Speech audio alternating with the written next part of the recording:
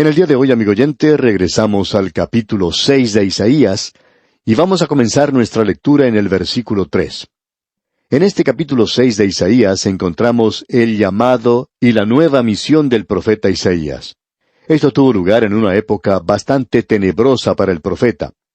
Él menciona al comienzo de este capítulo el funeral del rey Usías.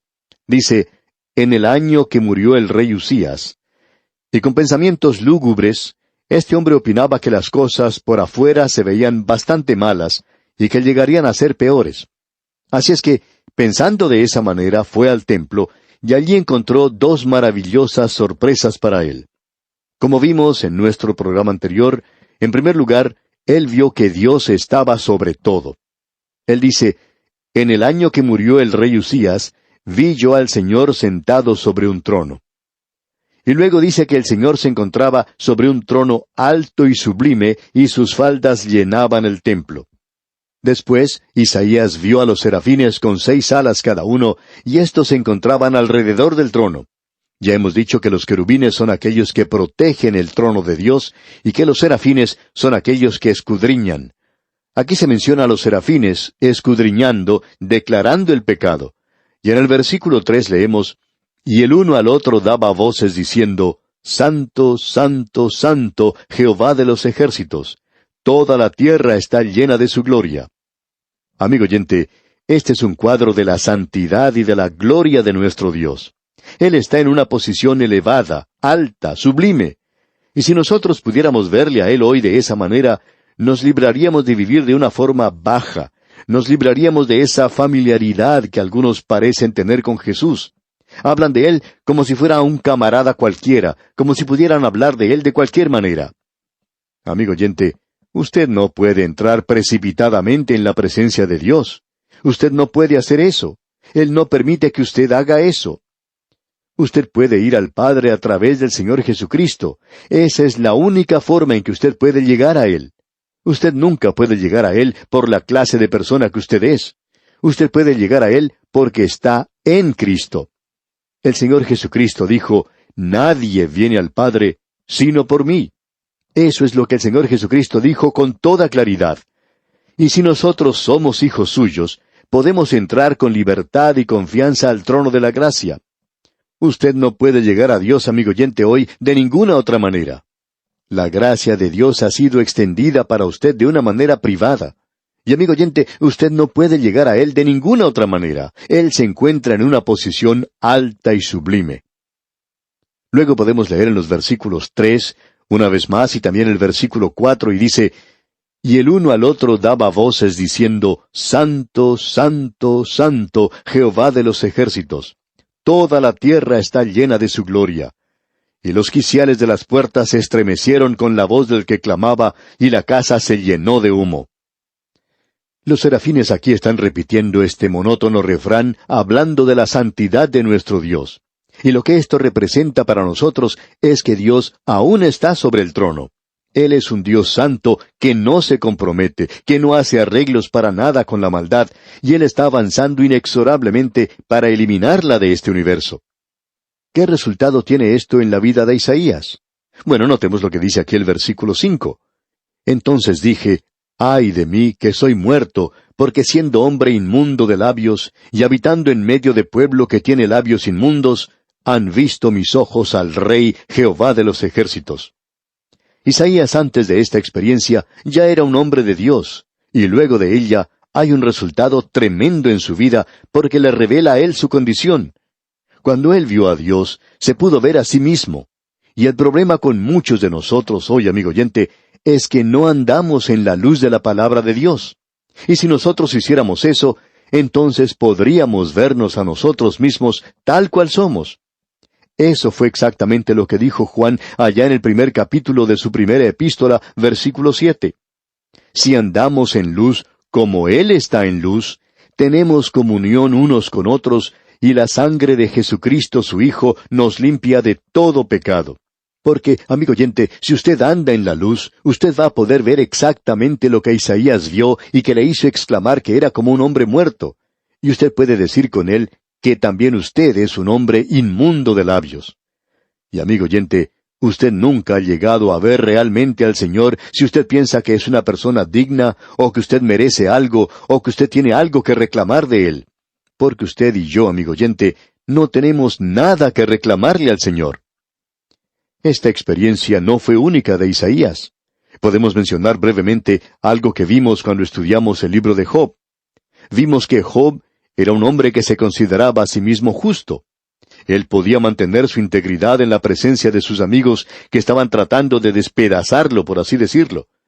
Ellos estaban tratando de destruirle y desparramarlo a los 4 puntos cardinales de la tierra. Ellos le dijeron que era un pecador empedernido. Sin embargo, él les miró fijamente y les dijo, en cuanto a lo que yo sé, soy un hombre justo. Y desde su punto de vista, él tenía razón. Y podemos decir que él ganó ese enfrentamiento contra ellos. Pero, amigo oyente, Job no era perfecto. Él llegó a la presencia de Dios, y cuando Dios le escuchó a él y le permitió ver lo que Dios era, este hombre Job ya no continúa hablando acerca de mantener su propia justicia. Él dijo, de oídas te había oído, mas ahora mis ojos te ven.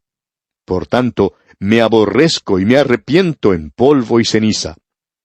Amigo oyente, si usted anda en la luz de la palabra de Dios, usted podrá verse a sí mismo y usted podrá conocer que como hijo de Dios, usted necesitará de la sangre de Jesucristo para que le limpie de todo pecado. Este es el cuadro de la humanidad del día de hoy, y ese es el cuadro que tenemos aquí en cuanto a este hombre Isaías. Usted puede ver que esa fue la misma reacción que tuvieron otras personas que llegaron a la presencia de Dios. Juan, por ejemplo, en Apocalipsis nos dice, cuando le vi, caí como muerto a sus pies. Y Daniel dice que cuando él estuvo en la presencia de Dios, dice, no quedó fuerza en mí. Esa fue también la experiencia de Ezequiel. Ezequiel podía clamar de esa misma manera.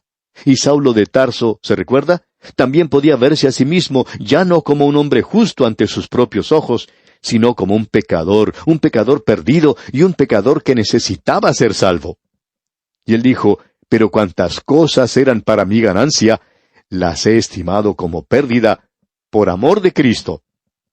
Él vio su necesidad de Jesucristo. Y vemos aquí en el libro de Isaías que inmediatamente después que un hombre hace su confesión a Dios, Dios está allí.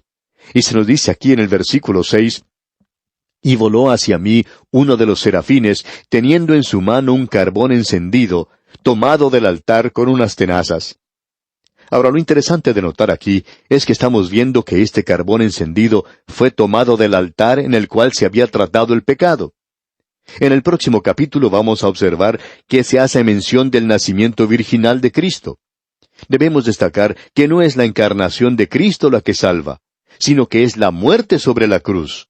Isaías aquí necesitaba ese carbón encendido tomado del altar, y el altar nos habla de la muerte de Cristo. Este carbón encendido nos habla de la sangre de Cristo que limpia los pecados de todos los pecadores. Porque la sangre de Jesucristo, el Hijo de Dios, nos continúa limpiando de todos nuestros pecados. ¡Qué cuadro el que tenemos aquí, amigo oyente! Ahora el versículo 7 dice, y tocando con él sobre mi boca, dijo, he aquí que esto tocó tus labios, y es quitada tu culpa, y limpio tu pecado. Él tocó sus labios. Isaías era un hombre de labios inmundos, y por supuesto que la condición para la limpieza es la confesión. El apóstol Juan dice allá en su primera epístola, capítulo 1, versículo 9, si confesamos nuestros pecados, Él es fiel y justo para perdonar nuestros pecados y limpiarnos de toda maldad. Por tanto, creemos que ese carbón encendido que tenemos aquí en Isaías no es otro sino el mismo Señor Jesucristo. Aquel que estaba en un trono alto y sublime fue el mismo que fue levantado sobre una cruz. Era absolutamente esencial que Él fuera levantado porque Él descendió a este mundo y llegó a ser uno de nosotros para poder llegar a ser así el Cordero de Dios que quita el pecado del mundo. Así es que los labios de este hombre son limpiados. Tomamos esto como una manifestación externa del hecho que el hombre interno es limpio, ya que lo que sale del corazón del hombre pasa a través de sus labios, y cuando sus labios son limpiados, el corazón también es limpiado. Isaías dice aquí que él era un hombre muerto, y es lo mismo que el apóstol Pablo expresa cuando dice en el capítulo 7, versículo 24 de su epístola a los Romanos, Miserable de mí, ¿quién me librará de este cuerpo de muerte? Él no era un pecador perdido, pero era un santo de Dios, aprendiendo una lección de Dios, de que él necesitaba andar en el Espíritu y que él no podía vivir para Dios por sí mismo. Esto solo puede lograrse por gracia divina, y aquí se nos dice que existe cierta responsabilidad. El apóstol Pablo lo expresó cuando le escribió a ese joven predicador Timoteo en su segunda epístola a Timoteo, capítulo 2 y versículo 21, donde le dice: Así que, si alguno se limpia de estas cosas, será instrumento para honra, santificado, útil al Señor y dispuesto para toda buena obra. Así es que necesitamos tener la aplicación de la redención de Cristo en nuestras propias vidas una y otra vez. Bien, volviendo a Isaías, notamos que después que él es limpiado, purificado, ocurre algo. Leamos los versículos 6 y 7 de este capítulo 6 de Isaías. Y voló hacia mí uno de los serafines, teniendo en su mano un carbón encendido, tomado del altar con unas tenazas, y tocando con él sobre mi boca, dijo: He aquí que esto tocó tus labios, y es quitada tu culpa, y limpio tu pecado. Luego dice en el versículo 8, Después oí la voz del Señor que decía: ¿A quién enviaré, y quién irá por nosotros? Entonces respondí yo: Heme aquí, envíame a mí. Esto es algo bastante interesante. Hasta esta ocasión, Isaías nunca había escuchado el llamado de Dios. Opinamos que gran cantidad de los creyentes hoy no han sentido el llamado de Dios para hacer cualquier cosa. Es provocado en su gran mayoría por el hecho de que necesitan ser limpiados, purificados. Ellos no han visto su gran necesidad como creyentes. Amigo oyente, Dios no va a utilizar un vaso inmundo, de eso estamos seguros. Él simplemente no hace esas cosas. Ahora hemos notado que hay ciertas personas que han presentado la palabra de Dios y la palabra de Dios ha sido bendecida, pero con el transcurso del tiempo Dios los ha juzgado. No vamos a mencionar nombres aquí, pero hay algunos ministros que por algún tiempo reciben la bendición de Dios, pero luego se involucran en el pecado. Y amigo oyente, no pasa mucho tiempo hasta cuando el juicio de Dios cae sobre ellos. Usted tiene que ser purificado si usted quiere escuchar el llamado de Dios. Y ahora Isaías escucha ese llamado. ¿A quién enviaré y quién irá por nosotros? Ahora no creemos que sea necesario destacar aquí, en esta frase, el hecho de que tenemos primero el singular y luego el plural. Y creemos que tenemos aquí presente a la Trinidad. ¿A quién enviaré y quién irá por nosotros? Esa es la Trinidad. Entonces respondí yo: Heme aquí, envíame a mí. Este hombre escucha el llamado por primera vez aquí y responde a ese llamado de la misma manera en que responde cualquier persona que ha sido limpiada y purificada. Hay demasiadas personas hoy que piden hacer algo en la iglesia y ante todo deberían ser limpiados y purificados y haber arreglado las cosas con el Señor. Necesitan que sus labios sean tocados con el carbón encendido. Necesitan confesar los pecados que están en sus vidas, porque si no lo hacen, su servicio va a ser algo estéril, y se sentirán frustrados hasta cuando ocurra eso. Notemos ahora la misión que recibe Isaías. Leamos el versículo 9. Y dijo: Anda y di a este pueblo: Oíd bien y no entendáis. Ved por cierto, mas no comprendáis. Anda y di. Ese es el mensaje. Anda y di a este pueblo. Este es un mensaje bastante extraño y debemos tener cuidado aquí en este punto porque a Isaías se le pide que haga algo que es bastante extraño. El mensaje dice: Anda y di a este pueblo. Ahora confiamos que podamos entender que este pueblo aquí, en esta ocasión, indicaba a la nación de Israel. Ahora veamos lo que dicen los versículos 9 hasta la primera parte del versículo 11. Y dijo: Anda y di a este pueblo: Oíd bien y no entendáis. Ved por cierto, mas no comprendáis. Engruesa el corazón de este pueblo, y agrava sus oídos, y ciega sus ojos, para que no vea con sus ojos, ni oiga con sus oídos, ni su corazón entienda, ni se convierta, y haya para él sanidad. Y yo dije: ¿Hasta cuándo, Señor? Ahora, leer esto parecería que el profeta está siendo enviado a gente ciega, sorda, y de corazón endurecido. Aún así, y debemos tener cuidado con lo que decimos ahora, creemos que podemos decir sin lugar a dudas que Dios nunca endurece los corazones que de otra manera podrían ser tiernos, y que estas personas ya tienen sus corazones endurecidos, y Dios simplemente demuestra eso, aun cuando Él no endurece los corazones de ellos. Él no enceguece los ojos de aquellos que quieren ver, pero sin su intervención, ellos nunca llegarían a ver. Y es a causa de la blasfemia insensata del hombre y de su enemistad con Dios que hace que esta gente argumente que Dios endurece o que Dios causa la ceguera espiritual.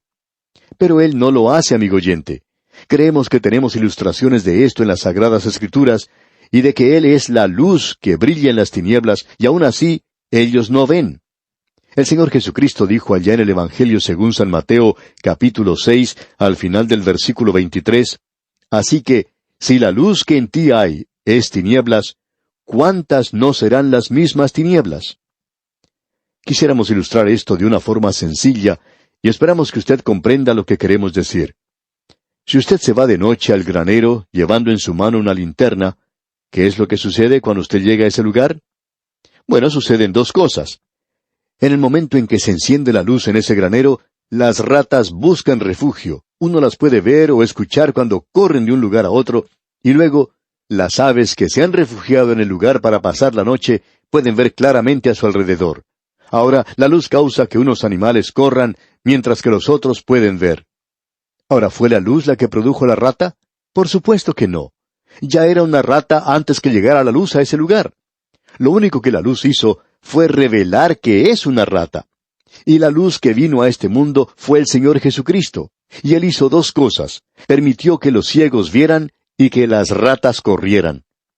Ahora permítanos otra ilustración. Hace algunos años ocurrió una gran explosión en una mina, y muchos hombres que se encontraban trabajando allí no pudieron salir a causa de los derrumbes ocurridos.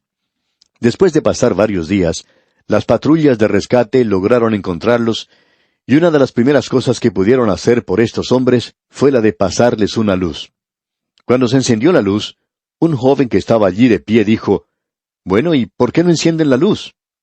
Y los demás mineros le miraron sorprendidos.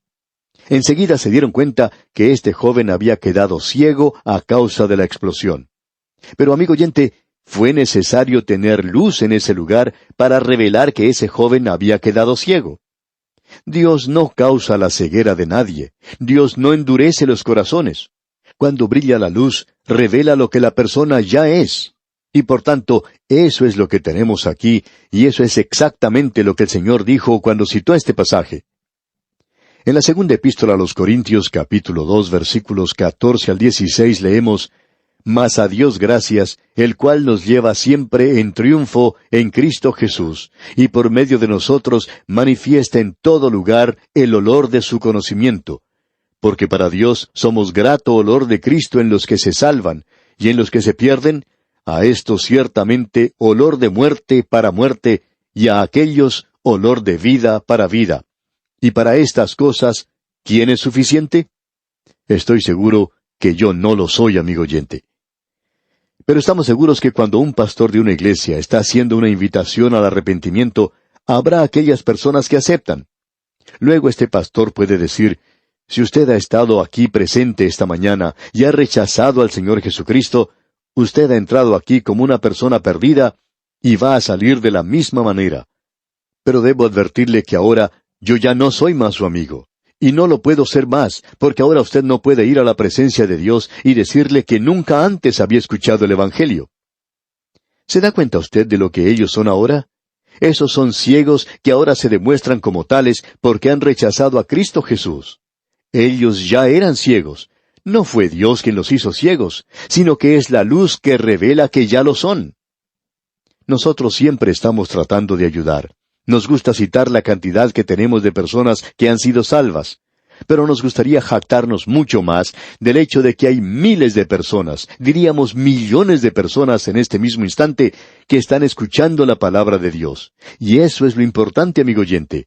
Esa es nuestra labor. Y luego debemos decir que es cosa del Espíritu Santo de Dios el de tocar esos corazones. Bien, y aquí nos detenemos por hoy. Sin embargo, le invitamos para que prosiga leyendo los versículos finales de este capítulo 6 del libro del profeta Isaías, para que así esté mejor preparado para nuestro próximo estudio. Mientras tanto, Es nuestra oración que el Señor ilumine su entendimiento para una mayor comprensión de su bendita palabra. Que el Señor le bendiga.